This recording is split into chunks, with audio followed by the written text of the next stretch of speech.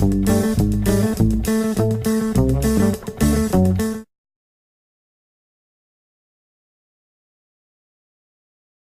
bonjour, bienvenue sur Cocoa TV, toujours au Computex avec le stand Lialny. Alors, on fait le petit tour rapide, mais alors très rapide des boîtiers mini TX, puisqu'en fait, nous les connaissons, les 18, 25, 03, 02, 07, 05, le Q12. Là, on arrive sur les nouveautés que nous avions déjà vues lors du CES et du CeBIT, mais qui sont maintenant en version finale, les 28 et 27, donc avec un design très minimaliste, très agréable. Le TU100, le tout petit, la petite valise de James Bond, avec dedans la petite 670 de chez Asus, donc format court puisqu'elle fait 17 cm. Alors là on va pas très bien, en fait ça dépasse à peine, voire ça ne dépasse pas du PCB de la carte mère qu'il y a dedans. Le TU200 que nous connaissions, alors on va y voir. Le boîtier est plutôt léger, pour une LAN ça peut être très très intéressant. Ensuite, on continue avec le PC360, le V360, donc malgré le terme V, nous ne sommes plus sur du cube, mais sur de la tour, avec ici un support pour un radiateur de 240 mm au niveau du processeur. Donc là, le boîtier est vraiment fin, comme on peut le constater.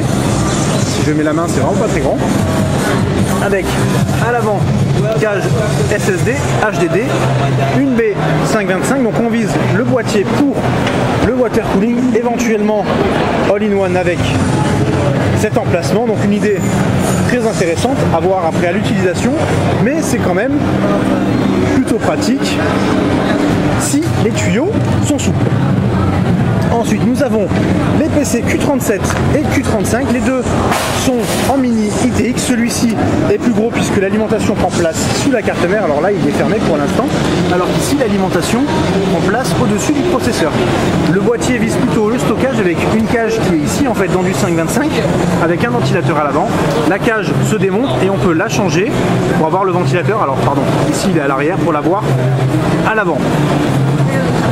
Bien entendu, le tout est en aluminium, avec une porte ici qui pourra se verrouiller. Le PC Q30, on le connaît avec sa vitre, donc là avec une configuration, et même ma foi, c'est quand même pas mal, ça fait plutôt propre, les câbles sont plutôt cachés, il n'y a pas grand chose à redire. On enchaîne avec le PC V358 Cube Micro ATX, clairement orienté gaming. Alors pour le stockage, nous avons du 2,5 pouces en bas, du 3,5 pouces, une baie slim. Alors là, l'emplacement pour l'alimentation et encore du 3,5 pouces. On reprend le même système avec une partie, on tourne le boîtier pour le water cooling ici. Et alors l'originalité du boîtier, elle est sur son système d'ouverture en fait. C'est tout l'avant qui bascule. Alors là par contre pour le fermer avec une seule main ça va pas être facile. Donc on va faire les petits cochons et on va le laisser comme ça, on reviendra un tout petit peu plus tard pour le fermer. Ensuite on continue avec le PC D7000, donc plus petit que le 8000, beaucoup moins large, toujours avec une grosse partie stockage. Les cages peuvent être enlevé, on le voit, il y a des vis sur le bas. Pour ceux qui veulent encore plus petit, mais peut-être un peu plus orienté gaming, il y a le D6000. Alors là, extérieurement, c'est à peu près la même chose, sauf qu'en fait, la carte mère prend place à gauche et le stockage prendra place de son côté. Donc on va le voir sur un autre modèle. Voilà, donc là par exemple, on voit bien que la carte mère est de manière tout à fait classique. Pas de cage disque dur, il faut regarder de l'autre côté avec le 525. Ensuite, le PC V850. Donc, on reste sur un grand format. Le boîtier, on le connaît depuis le CES.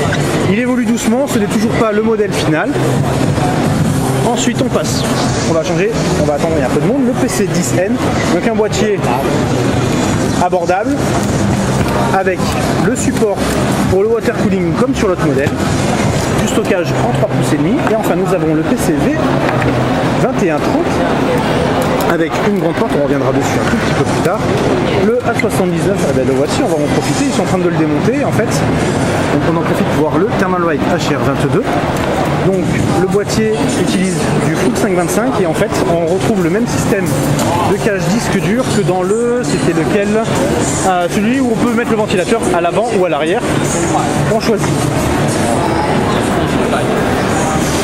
continue avec de jolis modèles qu'on connaît, le A55, B12, le N9LB, le V700 avec son petit flexi, le X2000FN dont le test arrive. Du côté des accessoires, pas grand chose à signaler, juste ce qu'il faut avec de la baie 3 pouces et demi, 2 pouces et demi, du boîtier externe en USB 3 et des switches en bas pour des disques durs chez Liamni. C'est tout, on revient dessus un tout petit peu plus tard.